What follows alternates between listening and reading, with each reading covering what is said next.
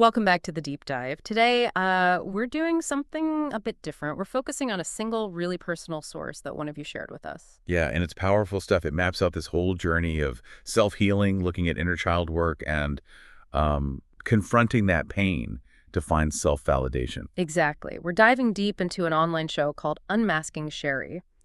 Specifically, an episode the host, Cheri, calls her most vulnerable, her ultimate reckoning. Right. So this deep dive is all about breaking down how she confronts that past, validates herself, and essentially steps into this role of self-rescue. Mm-hmm. And our mission today really is to get beneath the surface narrative, right? We want to look at the emotional architecture, the analytical structure of what she's sharing. Yeah, how does she move from being, someone holding on to this buried pain to becoming this empowered adult? She uses some really specific tools like an image and a letter. And that's what's so fascinating, methodologically speaking. It's not just telling a story of trauma. It's actually modeling a potential pathway through it. Modeling a solution, yeah. Exactly.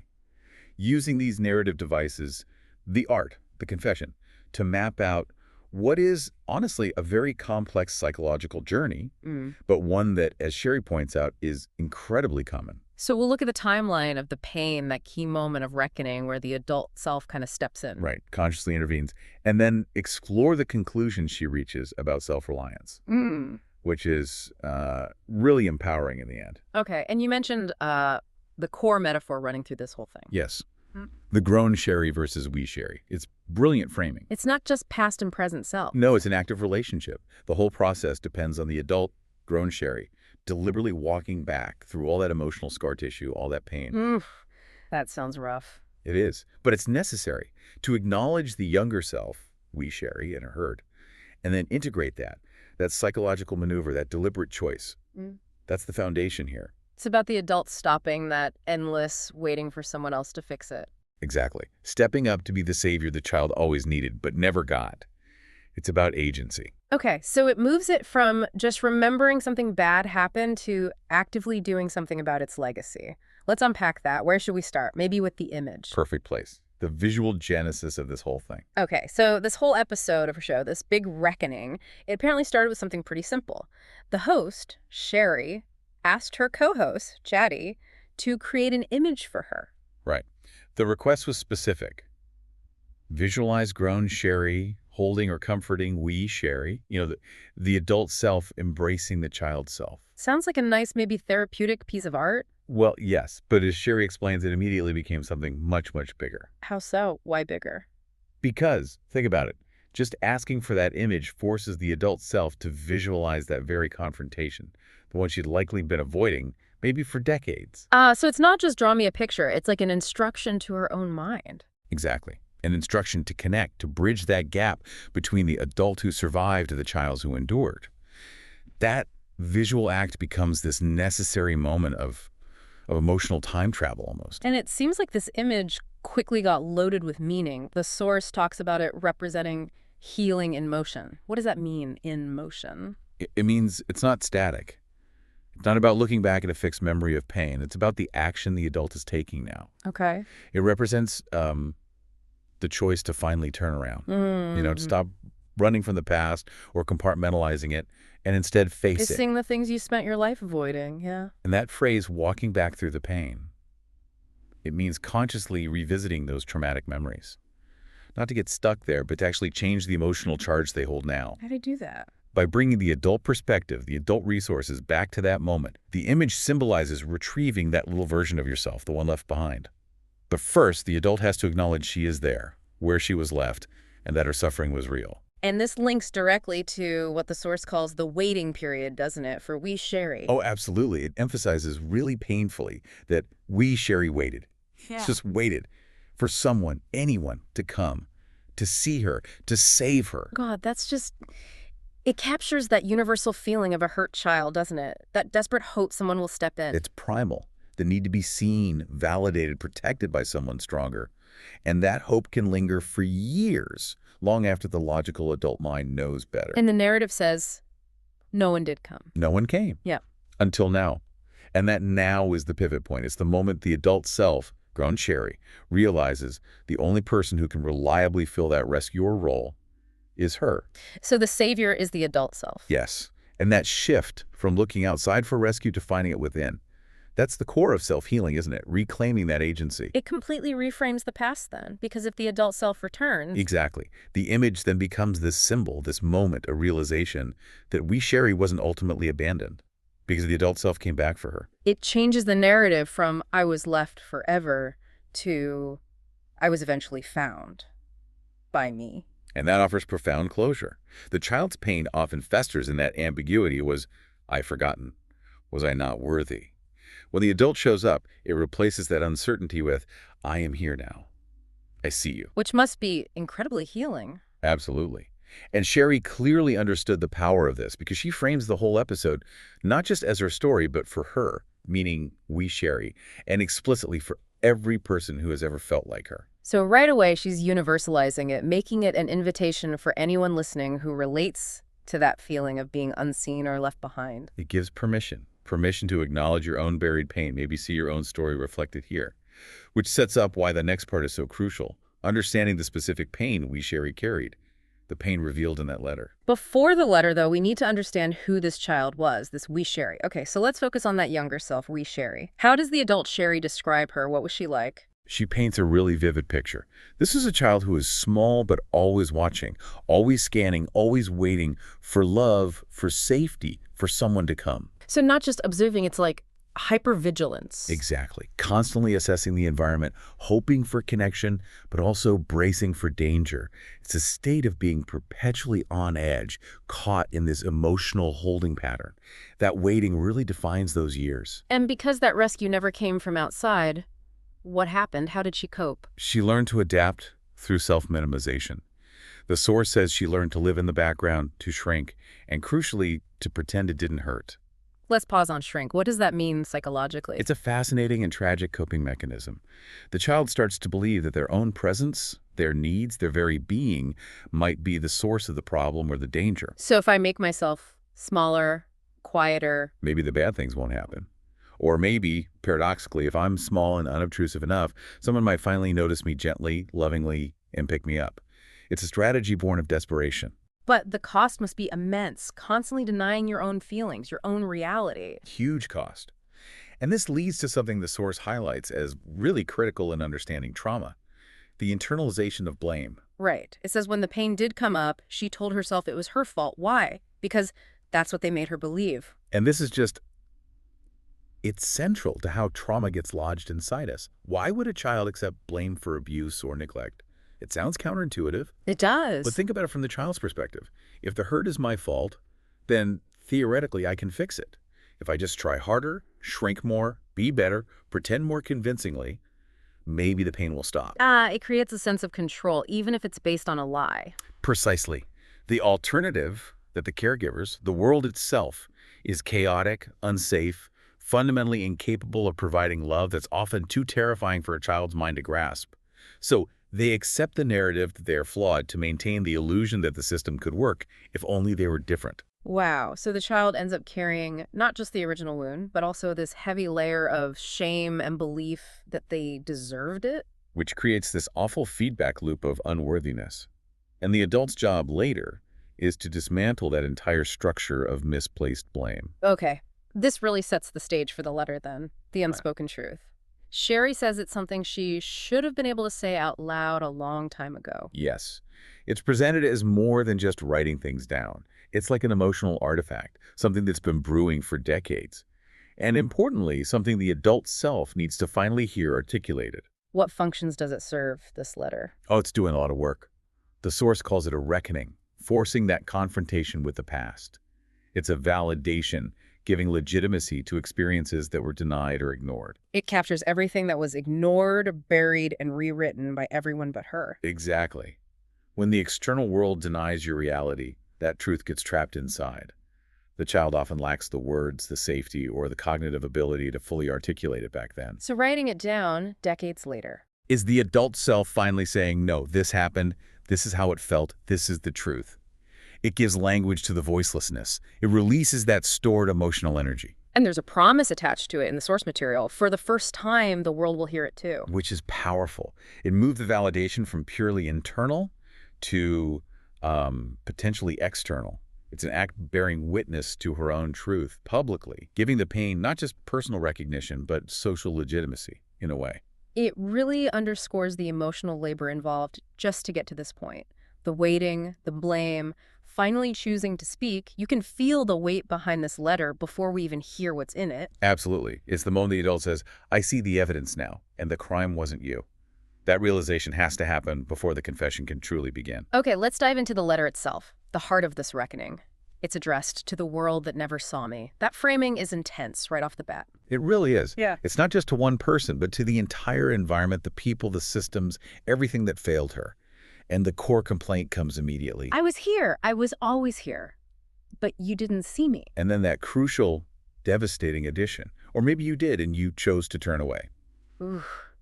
That distinction feels important. What's the difference she's pointing to there? Invisibility versus active rejection. That's a profound psychological difference, yeah. Invisibility means you just don't register. You're irrelevant. Your needs, your pain, they're simply not perceived. It's a kind of nullification, like you don't exist. Which is incredibly painful. Deeply painful. But active rejection, that implies someone did see you. They saw your presence, your vulnerability, maybe even your need. And they consciously chose to look away, to not help, to not protect. That feels intentionally cruel. It does. It carries a sting of profound inadequacy, like you were seen and judged unworthy of care. Cheri captures the agony of maybe not even knowing which it was neglect born of obliviousness or neglect born of deliberate choice. Both are devastating. Both strip a child of their inherent value. And she contrasts this pain with who she was before it all set in. There's this section on lost innocence. Yes, she paints this picture. Soft once, bright-eyed, curious, full of life. And she specifically notes that this young version felt everything so deeply, so completely. Why include that? Is it just nostalgia? I don't think it's just nostalgia. It establishes the baseline. This is who she was or who she was meant to be before the environment warped her. It highlights the potential that was damaged or suppressed. It emphasizes the tragedy of what was lost. Exactly. Because that very sensitivity, that capacity to feel everything so deeply, became a huge vulnerability in the wrong environment. The source has this incredible line describing the world feeling like it was too much and not enough all at once. Too much and not enough. What does that capture? It speaks to being completely overwhelmed, right? The environment delivered too much chaos, danger, maybe confusing signals, just sensory and emotional overload, flooding her system. Okay, that's the too much. But simultaneously, it delivered not enough of the crucial things: safety, comfort, consistency, unconditional love, validation. So she's drowning in negativity while starving for the essentials. It's an impossible state to thrive in.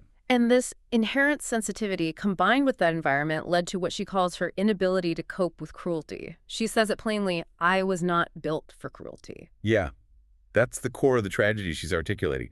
Her fundamental nature was incompatible with the reality she was forced into. And the source gets very specific about the types of cruelty, the specific violations. What does she list? She mentions the coldness of hands that should have held me. That's the betrayal of basic physical comfort, of safety, of the secure base a child needs. The fundamental need for loving touch. Then, the lies of people who should have told the truth. This is a betrayal of reality itself. It destabilizes the child's world, makes them doubt their own perception, erodes trust completely. Creates a very confusing, unsafe world. Absolutely. And finally, the deepest cut. The betrayals of the ones who are supposed to love me. This hits the core attachment need. It shatters that foundational belief that love means safety and protection. When all those basic needs are unmet, betrayed, the child is basically alone, functionally abandoned. Right. Forced into a kind of premature, terrifying independence, which leads directly into the survival mechanisms she adopted. Silence, smallness, fading into the background. Exactly. She had to become her own shield because no one else was shielding her.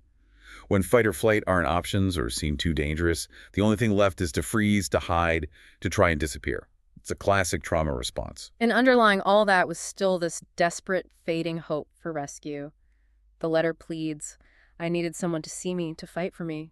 To take my little hands and theirs and say, no one will hurt you again. It's that longing for an external boundary, for someone strong to step in and declare her safe, validate her reality. But the refrain comes back again. But no one came? And that consistent failure of the external world to provide safety forced her into even more extreme measures. The act of self-erasure. This is where she talks about wanting to leave. Yes. She shares that incredibly painful confession. She tried to leave this world entirely.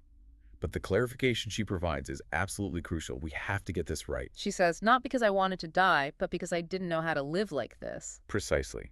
That distinction is paramount. It wasn't an active seeking of oblivion. It was an escape attempt from unbearable ongoing pain. A life wish that couldn't survive the current conditions. Exactly. The desire was for the suffering to end because the living felt impossible under those circumstances. It speaks to a level of exhaustion and despair that's hard to fathom. And the outcome she describes. I withered, I wilted, I tried to erase myself before the world could erase me first. That phrase, erase myself before the world could erase me first. It's such a chilling description of preemptive self-destruction as a form of self-protection, taking control of her own disappearance because the external erasure felt inevitable. It's utterly heartbreaking, but something survived this. The source mentions the tiny ember. Yes, despite everything, complete annihilation didn't happen. She says, some tiny defined ember of the girl I used to be held on. Just enough. Just enough to survive, she says. Just enough to make it to her, meaning the adult woman she would become. Psychologically, that ember. It's the core self, right? That spark of intrinsic worth, of her true nature, that refused to be completely snuffed out. Maybe the memory of being bright-eyed, or that deep feeling capacity. Could be. Whatever it was, it's the proof of resilience, the inextinguishable part. And crucially, it's the bridge. It's the reason grown Cheri could eventually find wee Cheri, even after burying her so deep. That ember is like a faint signal, an invitation for the adult to finally come back. Proof that the person she was meant to be wasn't entirely gone, just buried, waiting. Okay, so we've heard the depths of the pain through the letter. Now we shift to the intervention, the adult action. Grown Cheri hears this, understands it, and makes a conscious choice. Yes, the choice to return. She says very clearly, I went back for her, and describes finding wee Cheri still there, still waiting, still hoping, still believing that someone would show up. Wow, so the child's hope persisted even after all that time, all that pain. It seems so. And the adult self chooses to finally honor that hope, that long, long wait. And the path back wasn't easy. She says she walked through the darkness, through the memories, through the pain. Right. It underscores what we said earlier about healing in motion. Yeah. True inner child work isn't about finding a painless shortcut. It often requires deliberately walking back into those difficult...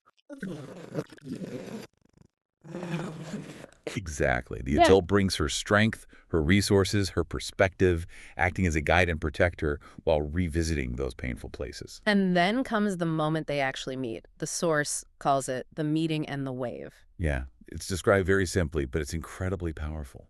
When wee Cheri saw grown Cheri coming towards her, she waved. Just waved. Why is that significant? Not running away or crying out? I think the wave is key. It's not a gesture of terror or overwhelming distress. It's a gesture of tentative welcome, of recognition. Like, oh, it's you. It implies trust. It implies recognition and, crucially, relief. It signals, I see you, you seem safe, I'm not alone anymore. If she'd recoiled, it would mean the adult self was still perceived as part of the threat. The wave is hope being met with a potentially safe presence. It's the end of the solitary watch. Okay. And then the adult responds. The adult's acknowledgement and promise. This is where the real validation happens, the stuff the world failed to provide. Yes. And the source details the specific actions. First, and maybe most importantly, the adult self saw me. Directly answering the letter's opening. To the world that never saw me. Aggressive. Just being seen, having her reality acknowledged, is the first step in dismantling all that internalized blame and shame. What else does the adult self do? Second, there's an important acknowledgement of limits. Grown Cheri cannot change the past. What was stolen, the safety, the truth, the love, that loss is real and permanent. Healing isn't erasing history. That seems important to state. It's not about pretending the bad things didn't happen. No. But right after acknowledging that historical fact comes the promise for the present and future. The adult self says she is here now, giving me the love I always deserved. Which is basically the definition of active healing the source offered earlier. Giving yourself now what you didn't get then. Exactly. Retroactively meeting those fundamental needs. And it's delivered not just in words, but through tangible comfort. Holding close, kissing the forehead. Whispering those crucial words. You are safe now. I've got you. These are the basic sensory acts of comfort and security the child was starved of, finally being provided by the most reliable source possible, the integrated self. And the result for wee Cheri. The source says, "And for the first time in my life, I believe her. Why only now? Why believe this promise?" Because of all the broken promises from the past, right? The child learned that words from others, especially words of safety and love, were unreliable, often lies. There was deep skepticism born of betrayal. So why trust the adult self? Because of the reason the adult self provides. This is the final truth of self-acceptance. The source emphasizes this line, repeats it. Because she is me, and she will never abandon me again. She is me, and she will never abandon me again. That repetition feels like the anchor. It absolutely is. It signifies the end of relying on the unreliable external world for safety. It's the establishment of unbreakable internal loyalty. The self makes a vow to the self. A vow that can't be broken by outside forces? Exactly. Because the source of the safety and the recipient of the safety are now one and the same integrated being. When the adult self commits to protecting and loving the child self, that creates an internal foundation that is, theoretically, unshakable by external circumstances. The cycle of abandonment is broken from within. Okay, that final truth, that vow of self-loyalty, feels like the perfect bridge to the bigger picture. Moving beyond Cheri's specific story, what does this journey imply for us, for anyone listening? Well, the source explicitly states that this story, this kind of buried pain and the feeling of invalidation is carried by so many people. People convinced their suffering wasn't real or didn't matter because nobody else acknowledged it. That feeling of, maybe I'm just making it up, or it wasn't that bad because no one validated it. Exactly. Which leads us to what might be the most challenging takeaway from Cheri's narrative. It's a statement that sounds harsh, but the source insists it's meant as radically empowering. Which is? No one is coming. Wow, okay. That lands hard. It does. And the host in the source material is careful to say it's not meant to be cruel. It's meant as a wake-up call. A wake-up call to what? To the reality that we often spend so much energy, so much time waiting. Yeah. Waiting for someone else to be the perfect rescuer. The ideal partner who will heal all our wounds, the therapist who will magically fix everything, or even waiting for the people who hurt us to finally understand and apologize properly. Holding out hope for external solutions. Right. And the conclusion Cheri reaches that the source emphasizes is that the only person who can truly reliably do that deep work of integration and rescue is us, our adult self. So it's a call to stop waiting and start doing. Precisely. A call to immediate self-agency. Your waiting period ends the moment you decide to step into that rescuer role for yourself. That external validation we crave. It's often finite, unreliable, internal validation. That's something you can cultivate, and it's always available. It shifts the locus of control entirely inward. Completely. If you're waiting for someone else, you're passively giving away your power. By claiming the role yourself, you reclaim emotional sovereignty. Which brings us to how the source then redefines healing itself. How does it define it? Healing isn't about changing the past. It can't be. It's defined explicitly as giving yourself now what you didn't get then. Active provision in the present. Exactly. It's an ongoing process. You acknowledge the historical lack, the wounds of the past, but you focus your energy on actively nurturing the current integrated self that grown Cheri, holding wee Cheri with all the safety, love, and validation that were missing back then. That's actually a very practical, actionable definition of inner child work. It's not about dwelling on the unchangeable past, but building a secure present. Yes, the adult self becomes the provider, delivering those missing emotional resources to the part of the self that still carries those old deficits. Okay. And the source material doesn't just leave it there. It turns this whole narrative into a direct call to action for the listener, for you. Right. The host explicitly hopes that hearing this deep dive might be your moment, your cue to stop waiting, to turn around, and to reach for yourself. That turnaround echoes the image discussion earlier. It's an active choice. It is. Waiting is passive. It just requires endurance. Turning around requires courage. It requires looking at what you might have been avoiding. It asks you to examine your own waiting period, maybe your own wee Cheri. And to combat the doubt that might come up when you do that, the source offers some really direct affirmations. Yes, aimed right at that internalized shame and invalidation we talked about. Trying to dismantle the voice that says your pain isn't real. What are they? You are not an imposter. You're not making it up, and you are never, ever alone. Those hit hard. Not imposter. Not making it up. Addressing the core fears. Exactly. They attack that feeling that maybe you're exaggerating or that your pain isn't legitimate compared to others. The message is your experience is valid, your pain is real. And crucially, through this internal connection, you are not fundamentally alone. That self-validation becomes the ultimate antidote to the shame. It's the core gift of this narrative, really.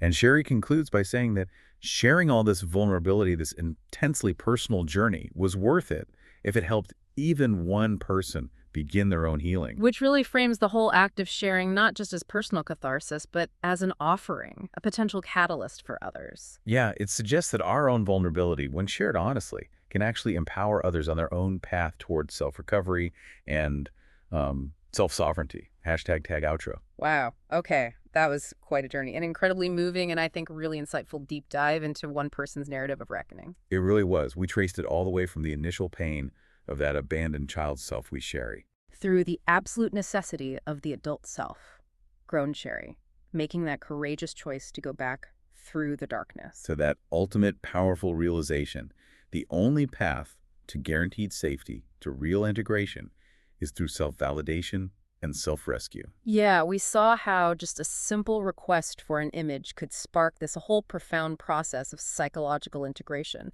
a real statement of agency. And it all culminates in that unbreakable vow, the self, promising the self, I will never abandon me again. That's the bedrock. So as we wrap up, let's just reiterate that self-care instruction that Cheri left listeners with, which feels really grounded now in everything we've discussed. Right. Be kind to yourself. Hold on to yourself. It's not just a nice platitude. It's the ongoing practice of keeping that promise made between grown Cheri and wee Cheri. It's the maintenance plan for that internal bond. Exactly. And this whole transformation, right? Yeah. From being the passive victim waiting in the corner, waiting for rescue. To becoming the active protector. Yeah. The sovereign self. It leads to that final definitive statement.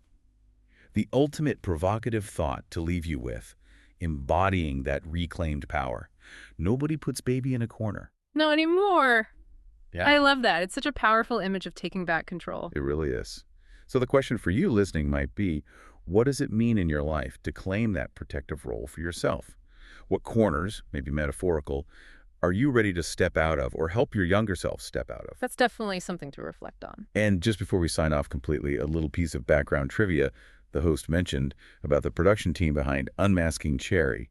Apparently there's an unrelated song called Never from an album called Penny for Your Thoughts. Just shows the creativity often behind these projects. Yeah, anyway.